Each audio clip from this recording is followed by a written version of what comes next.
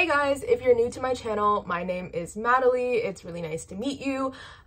Today is going to be another video essay, and it's going to be about a sensitive topic, and I just wanted to say that there's a lot of accusations and discourse going around about certain people and sasaengs, and I just want to say, do not harass them, please. Don't harass them because of this video.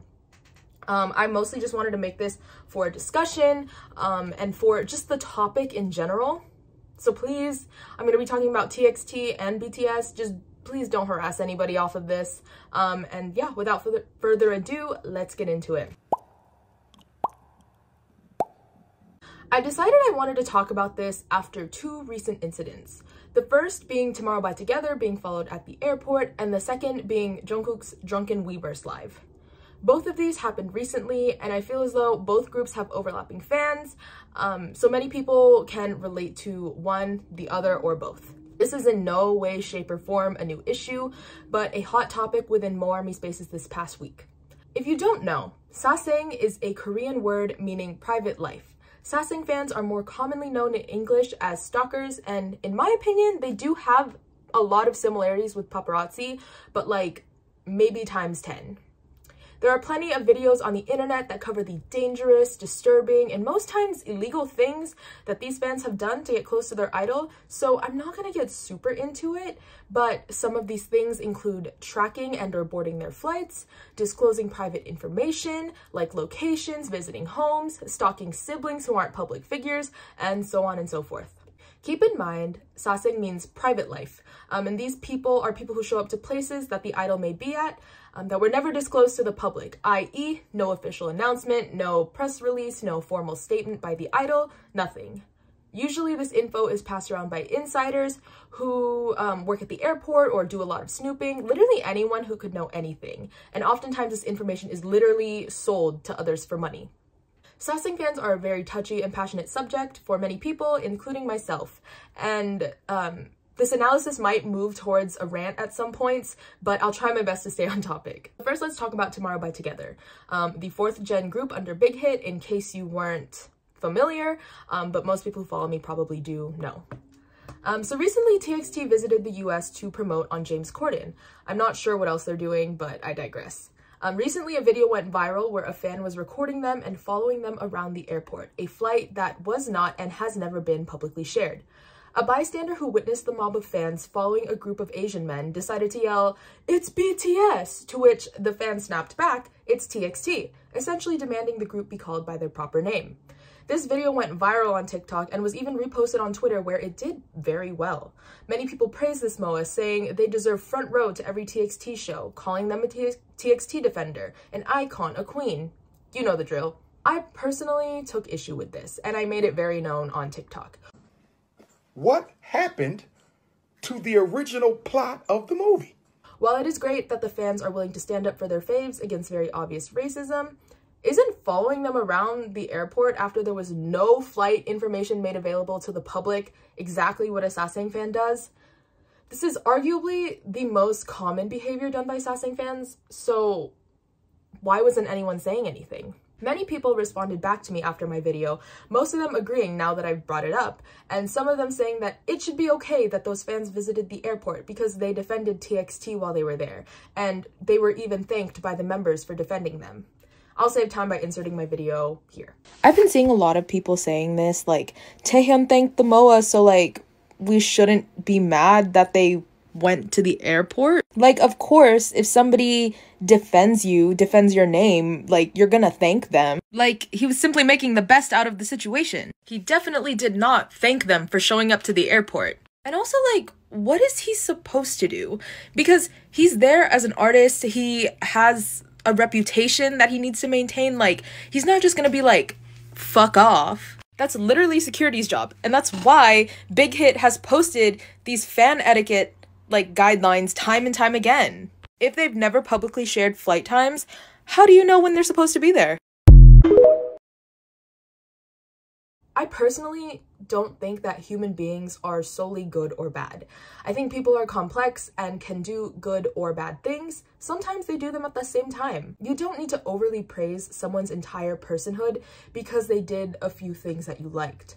I will admit it's easier to put overall labels on people because analyzing each individual behavior is exhausting, and doing so also makes it easy to run from accountability. So yes, Taehyun or Yeonjun or whoever it was thanked the MOA for defending them because they did a good thing when they did that, but they didn't thank the MOA for showing up. Also, overly praising this person when plenty of people, myself included, plenty of people would have done the exact same thing for TXT without showing up to the airport. There were also several people who pointed out to me that that man would have not called TXT BTS if they didn't see a mob of people filming and drawing attention to them. And I think that's a great point. So the next incident I want to discuss is Jungkook's recent Weverse live. I'll insert the clip with translations here. 말 안 할라 했는데 나 응원해주고 많은 관심 보내주고 그런 거 너무 감사한데 나 운동할 때는 찾아오지 마세요. 저번에 깜짝 놀랐어요. 운동하고 집 가야 되는데 그때 우리 라이브 방송한 날 라이브 방송 이제 거의 한 집 가기 20분 전? 30분? 20분? 그때 이제 방송 킨 건데 딱 집 가려고 하니까 앞에 사람들이 있더라고요. 그런 관심 너무 고마운데 어쨌든 이게 공식적인 스케줄이 아니니까 웬만해서는 그냥 맞아 취했어요. 저 취했고 취하니까 이런 얘기 하는 거예요. 우리 다른 아미들도 맘만 먹으면 오실 수 있잖아요. 근데 이게 우리는 이렇게 서로 뭔가 지키는 그게 있잖아. 아미들이랑 방탕이랑. 근데 이제 너무 오랜만에 봤어요. 그런 좀 사적인 공간에서 아미들이 있는 걸 오랜만에 봤는데 이제 뭐 감사는 하지만 그렇게 전체적으로 봤을 때는 그렇게 좋은 행동은 아니다라는 거를. So clearly, he was upset that people were showing up to his gym where he works out. And if you're not super familiar with Jungkook's lives, he loves singing in his room during them, and he also loves showing himself working out at the gym. I understand Korea is a very small country, and it was only a matter of time before people figured out where his gym was. But obviously, that does not make it okay to show up. Both TXT and BTS's Jungkook have similar experiences of people showing up to where they are, even though the locations have never been disclosed to the public. Both the airport and Jungkook's gym are public spaces, and technically, anyone's allowed to be there. But is it morally right to be there? Here's a public statement from Big Hit that I honestly feel like I've seen at least once or twice a year, every year at this point. It basically covers everything I said. So the moral debate aside, it has been specifically requested by the company to not show up to these places. They've never made exceptions to these etiquette rules. They've never said, it's okay to show up if you defend TXT from racists, or it's okay to show up if you can easily tell where Jungkook is working out. Even if the idols are nice about it, it's important to keep in mind that they literally have to be. When Taehyung refused to wave at a sasang or paparazzi, the media made it a big deal. These are people who essentially can control the public opinion on the idol.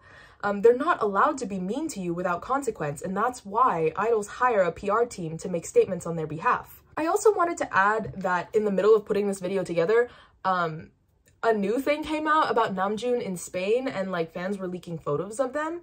I just wanted to include that as another example of just people, sasangs, doing what they do. My next question is, why do people do these things? Why do people show up to airports? Are they doing it for the memories, for a unique experience that they can look back on and smile about? I wanted to start this next section by addressing parasocial relationships. Christine A. James of Valdosta State University writes in a paper titled Communication in Online Fan Communities, The Ethics of Intimate Strangers, and she writes that the advent of the internet, especially the popularity of constant and immediate tweets and status updates, and the commodification of paparazzi photos of celebrities have created an atmosphere in which an illusion of intimacy between celebrity and fan has not only become common, but also seen as a necessary marketing tool key to the celebrity's success. The celebrity walks a fine line between revealing too much and not sharing enough so that the fan can feel a sense of connection. I think this is intuitive for most of us. We know just enough about the idol's lives to where we feel close and invested in it, but not enough to where we're actually their friend. There's just enough that we don't know so that we can draw conclusions or project onto them and feel even closer. And while I personally do believe that a lot of idols, including BTS and TXT, do love to just talk to fans, interact with them, hence why they're always going live, staying active on TikTok, and so on, it's still work. You can enjoy doing things and still understand that there is a level of obligation to it. And that's why Jungkook was in trouble when he went live without telling staff, and why a lot of idols go live when they're in the HYBE building. It's work. The smaller and consistent things to keep your name out there, to keep fans updated, and to overall just keep them as fans. This isn't the first time an idol or a BTS member has addressed the issue of sasang fans. In 2021, when Taehyung visited Hawaii after the PTD shows, he returned and posted a statement thanking everyone who pretended not to know him so he could comfortably enjoy his time off. They've expressed in the past that they don't like being followed, and if you really cared about and loved someone like you claim you do as a fan, wouldn't you respect their boundaries? Other fans on Twitter have expressed their dislike for privacy invaders. A lot of them will organize mass reporting to get sasang accounts taken down, while others are constantly checking their peers to make sure they aren't doing anything questionable. But these respectful fans also have parasocial relationships with their idols, don't they? When we comment under tweets like they're our friends or post TikTok challenges for them to see, aren't we also buying into this intimacy model that the parasocial relationship relies on? Is violating boundaries really inherent to a parasocial relationship? Or is this just like the same misogynistic trope about fangirls, but the remix? The next thing I kind of wanted to get into is capitalism. So I know when K-pop fans think about capitalism, they think of HYBE and shareholders, and suddenly everyone has an economics degree. But while I will kind of touch on that, I kind of want to speak more in just general terms. I'm not a sociology expert, I have a business marketing degree, and I took more gender and ethnic studies classes than I needed to. Let's start with the obvious. A lot of these sasangs make money doing what they do. As I mentioned before, a lot of them sell the photos they take, sell the information they obtain from insiders or from being the insiders, and so on. I often relate it back to ticketing for K-pop concerts, especially the BTS Permission to Dance shows, because there are plenty of Facebook groups and YouTube tutorials on how you can make money from just price gouging. You can find out what popular artists are going on tour or having a concert, and you just join the queue like all the other fans and try to get your tickets, and then you can resell them for 1,000,000 times the price. They may not know or care about the group like you do, because they probably don't, but they do know that somebody will buy their tickets. Why? Because they know that fans love BTS, they know that fans love TXT, or whoever. And it's the same with sasangs. They obtain these photos, bits of information, or whatever, because they know people will buy it off of them. It's BTS. If it wasn't lucrative, they wouldn't go through the stress and work of getting these things. Also, I just wanted to apologize because I'm probably using more BTS examples than TXT examples just because there's just like a longer history of like BTS and sasang fans just because they're an older group. But honestly, everything I say can be used with any public figure, like any idol groups, any celebrities, whoever. But all of this reminds me of Yoongi's line in What Do You Think, where he says, "All the bastards who tried to sell our name to freeload off us, shut up." Or when Namjoon confided in a monk and his words were sold to the press. Clearly, to these people, boundaries only exist at a certain price, and people who need money are going to do whatever it takes to get it. So now, what about the people who don't get paid? The TikTokers at the airport filming TXT, they only had like 4,000 followers. They're not on the creator fund. The Twitter user posting pictures of Namjoon in Barcelona, or even the fan sites who don't charge a fee. I think of capitalism as the motive to profit or gain. It doesn't always have to be economic. There is social capitalism, cultural capitalism, economic capitalism, and so on.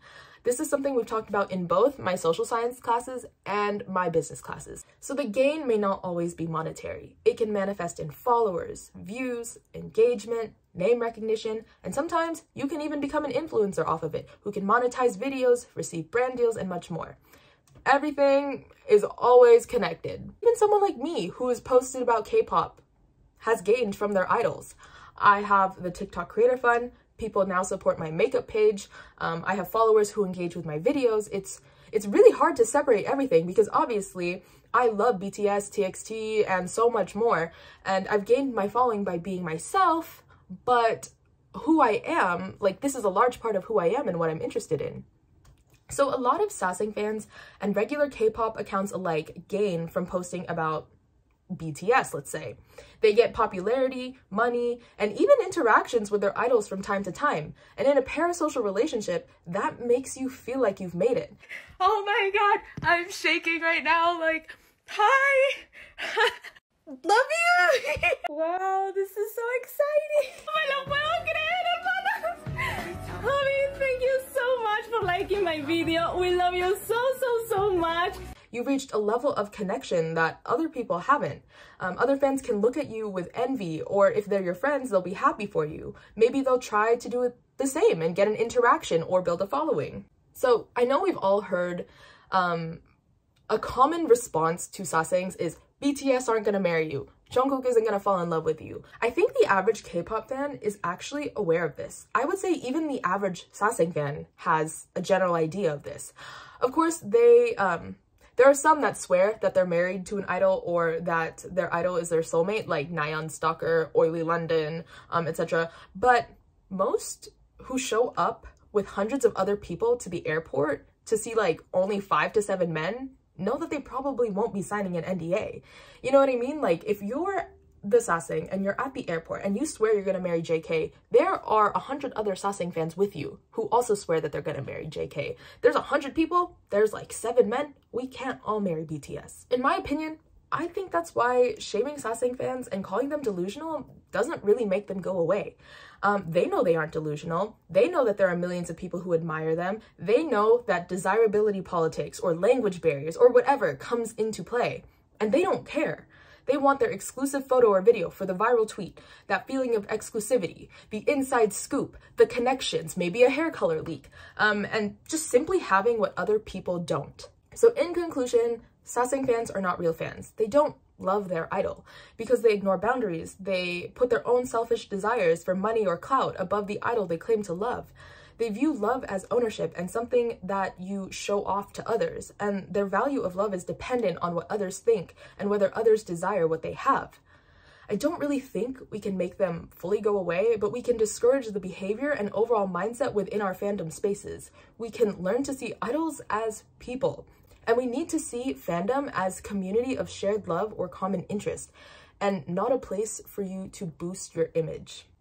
Thank you guys so much for watching this video. I hope you guys liked it. Obviously, there's gonna be so many nuances that I probably have missed, and if you have thought of something and you want to add to the discussion, please feel free to comment down below because I would love to hear your thoughts. Hopefully I will see you guys in the next video, and yeah, that's it. Thank you for watching. Bye guys.